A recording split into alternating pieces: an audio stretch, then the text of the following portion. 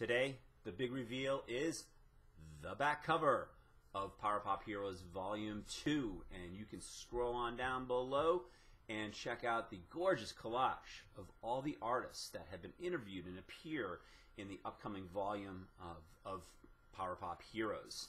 It is really exciting for me to see all these bands gathered in one place like this. And now, actually, the book has even crept up to be even larger. It is 776 pages. It's a big boy, and it is comprehensive. It really, truly tells the full story of all the bands and their work, unlike any other display that has ever occurred for artists in this genre. It's a very exciting event. And as I promised you on Monday, the mystery of the poster that was in the background here, I promised to tell you what it was and the story behind it. I have moved it here so it's a lot clearer. There was about 3 of you who got it. I was very impressed because there wasn't that much showing. Now it's a little more obvious.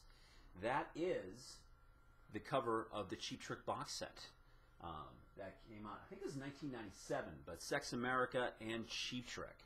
So if you want to hear the story, take a deep breath, kick back. It's Friday, relax, and I'll tell you the story in the next 6, 7, 8 minutes maybe. If you don't have any desire to do that, get going and do another stuff, because I tend to sort of draw these things out a little bit, but this is a good one.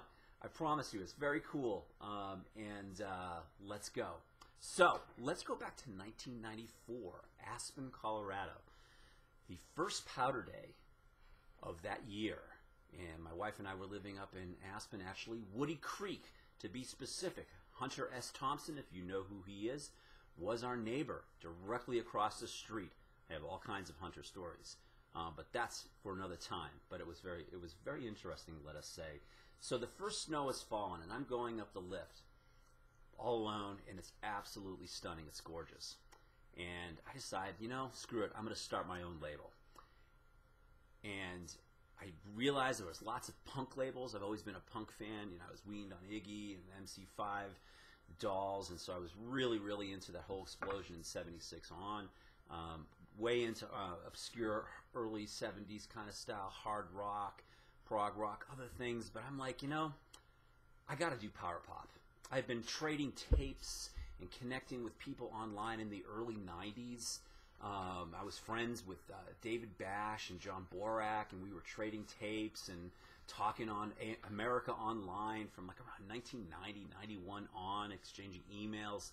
And more importantly, I had hooked up with Jordan Oakes, who was the publisher of the Yellow Pills fanzine. And I was a big fan, and anybody who was into power pop was a huge fan of this short-lived but very powerful and influential fanzine, and it certainly inspired me to step forward and decide to do this.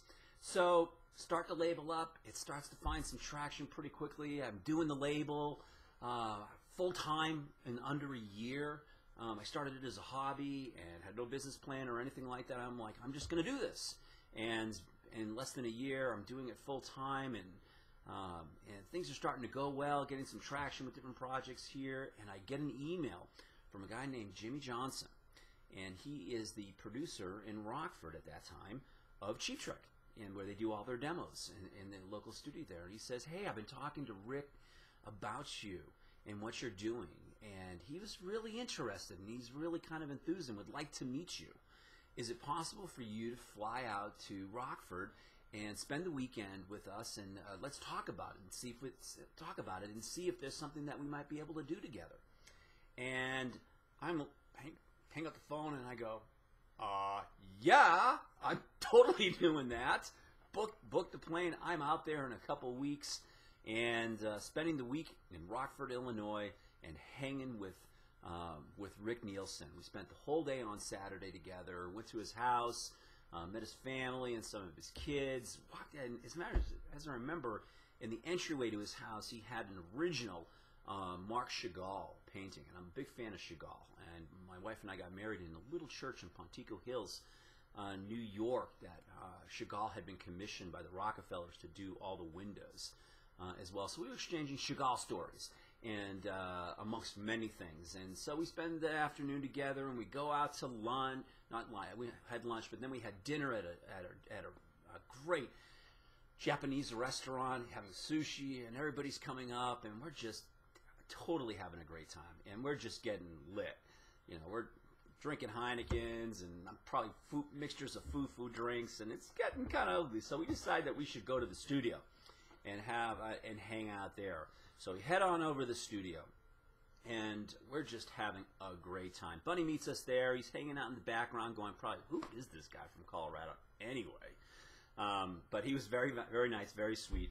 And but Rick and I are just spazzing out. We are just connected. We are bonding. We're having a great freaking time. And we start jumping around playing air guitar.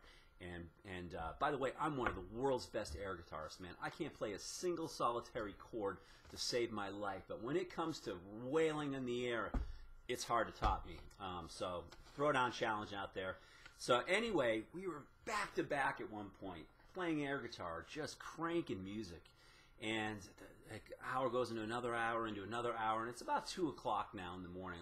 We got to finish up and head on home because it's getting late, you know. And we're older men at this stage. And Rick goes, wait a second, Bruce. I got something for you. He's all excited, and he grabs around, and he runs over, and he grabs this poster at the end of the night. Oh, you got it. Whoops. And he says, here, I got this for you. I want to give this to you.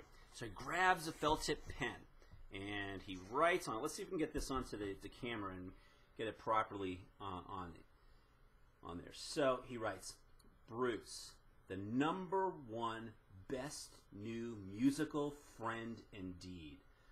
Thanks, Rick Nielsen. And a little picture of himself down there.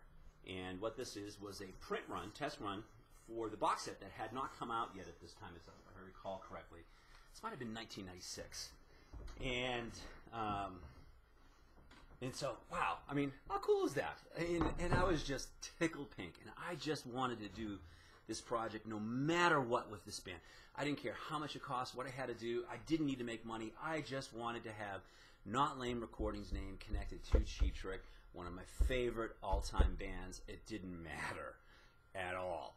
And so, anyway, the following day I fly back to Colorado and have some back and forth with Rick, talk to the manager, and the manager ultimately says, sorry, no can do. And, you know, and of course I'm bummed, but they ended up going with Sub Pop, which, yeah, of course. I mean, Sub Pop was ultra cool throughout the 90s, obviously. Had a higher profile, more established, distribution, a hip cachet factor, all these things that a little power pop label in Colorado certainly did not have, and I was totally fine with it, but because I had one of the most supreme memories that I've ever had in 30 years in the music business, and that I will always cherish, and it will always make me smile. And I doubt Rick probably doesn't even remember me or that whole day and that night, but I sure do, and I cherish it, and it still evokes a smile. And I hope you enjoyed hearing my story of the origins of this mysterious poster and my weekend in Rockford, Illinois. So that's it. Have a wonderful weekend. Make sure you go down below. If you haven't pre-ordered this book, now's the time. All the bonuses will expire. It's almost 100 songs of unreleased songs and demos from many of the artists that appear in the book. That will be on March 31st. And the book will be mailing out at the end of April. So get your order in right now, and have a wonderful weekend, and take care out there. Bye-bye.